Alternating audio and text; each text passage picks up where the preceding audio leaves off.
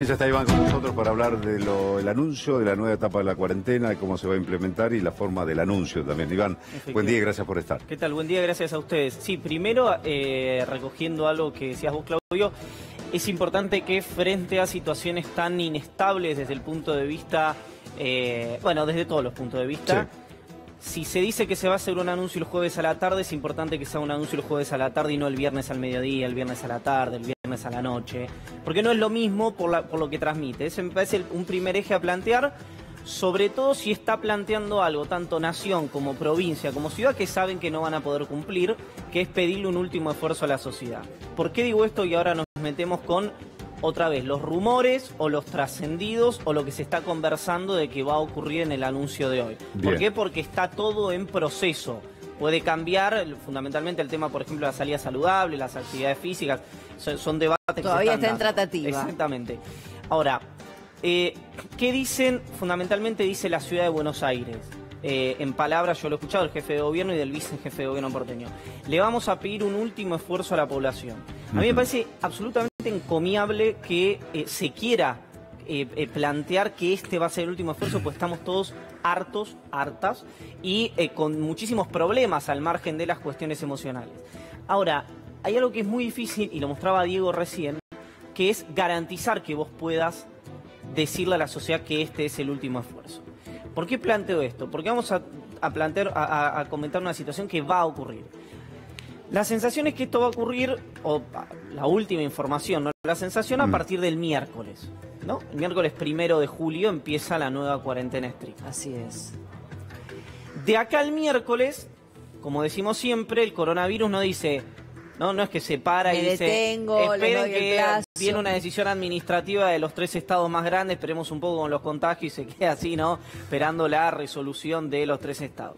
Entonces es muy probable que vos de acá al viernes tengas, al miércoles, perdón, más o menos, a ojímetro lo estoy diciendo, 3.500 contagios, llegues a 3.500 contagios por día. Es lo que están diciendo las autoridades, no es una apreciación mía. Incluso las autoridades de la ciudad tienen... Un poquito más. Exactamente, un poquito más. Los últimos días, 2.600 casos, por encima de los 2.600 casos. Exactamente. Así que... Bueno, entonces, los próximos 15 días, es decir, del 1 de julio al 17. Del 1 al 8, del 8 al 15, suponete al 17... Es un poquitito más de 2 semanas. Exactamente. ¿Qué vas a tener? Vas a arrastrar los contagios de estas 2 semanas, o sea, de los 15 días anteriores o de los 21 días anteriores. ¿Qué les quiero decir?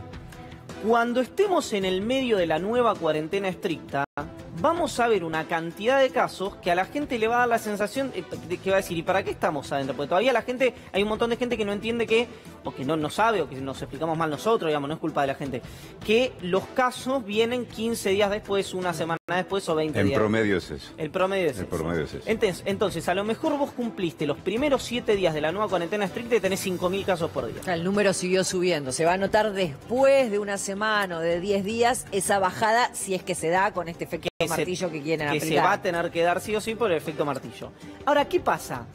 Como el coronavirus no se detiene por decisiones administrativas, vos lo que vas a tener es un crecimiento sostenido en las camas de campamento, es decir, en los aislamientos, en las unidades de terapia intensiva de los hospitales, producto de todo este tiempo que vos estuviste con la cuarentena relajada, fase 3, pongan el nombre que ustedes quieran, digamos, eso me parece más irrelevante. Entonces, cuando vos salgas de la nueva cuarentena estricta, es probable que no te haya alcanzado el tiempo para desagotar el sistema de salud, que es el objetivo que tienen las autoridades. Entonces, para mí hay 2 registros mañana, uno que le corresponde al presidente y otro que le corresponden a Larreta y a Kicillof. Que es, el presidente hablarle a la gente que la pasa mal. Comerciante, pyme, cuenta propista, etcétera, etcétera, etcétera. No a los, como llamamos habitualmente, a los anti-cuarentena. No, voy a poner nombres. No a los que escribieron la carta de la infectadura, no a Patricia Bullrich. No politizar una situación que si un sector la quiere politizar, que la politice.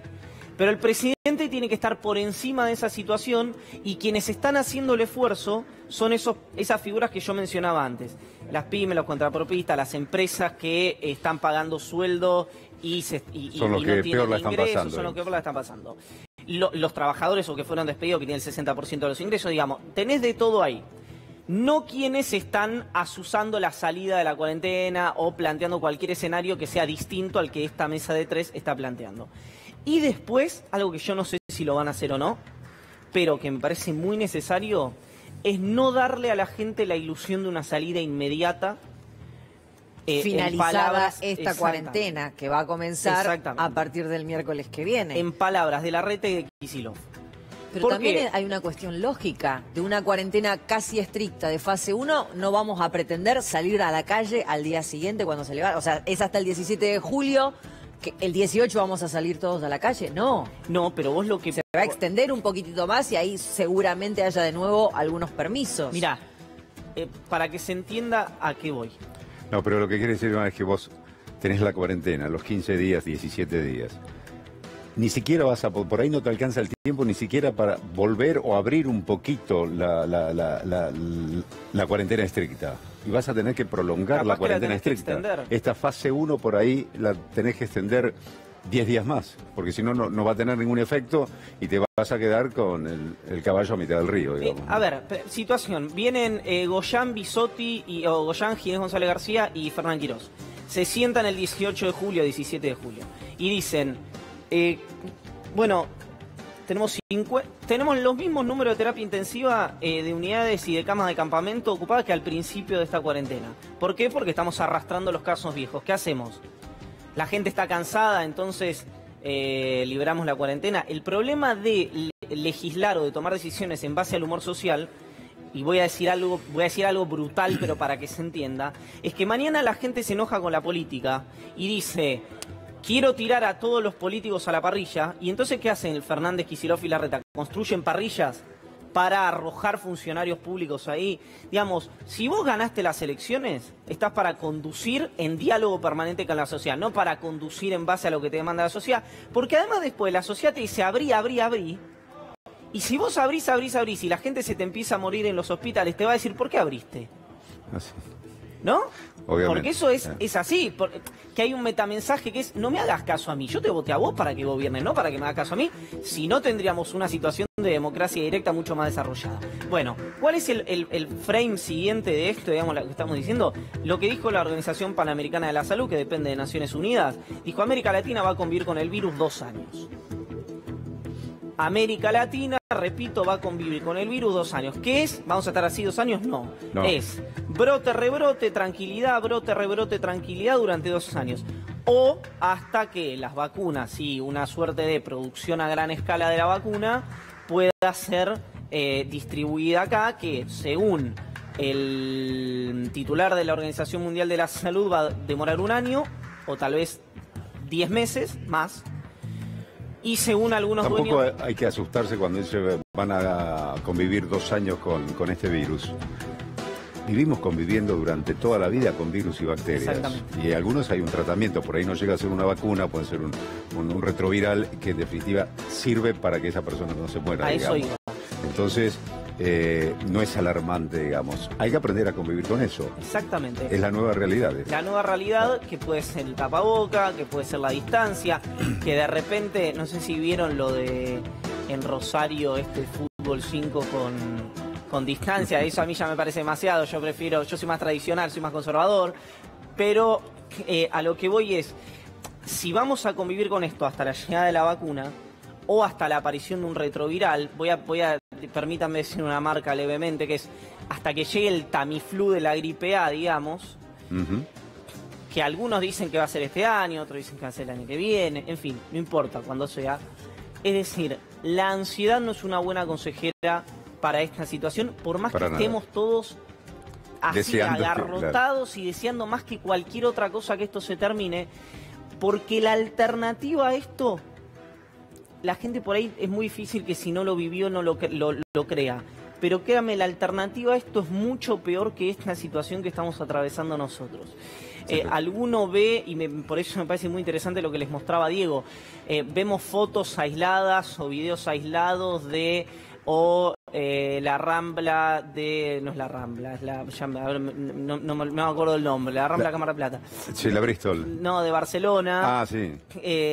O ves, en Barcelona o Bristol, en Inglaterra, las playas. Exacto, o tenés las terracitas de los bares en Madrid, o tenés alguna otra cuestión. Bueno, yo hablando con autoridades que están ocupándose esto de, por ejemplo, el gobierno español, lo que dicen es, sí, nosotros lo que queremos es convivir con el virus siempre y cuando los rebrotes no nos hagan colapsar el sistema de salud.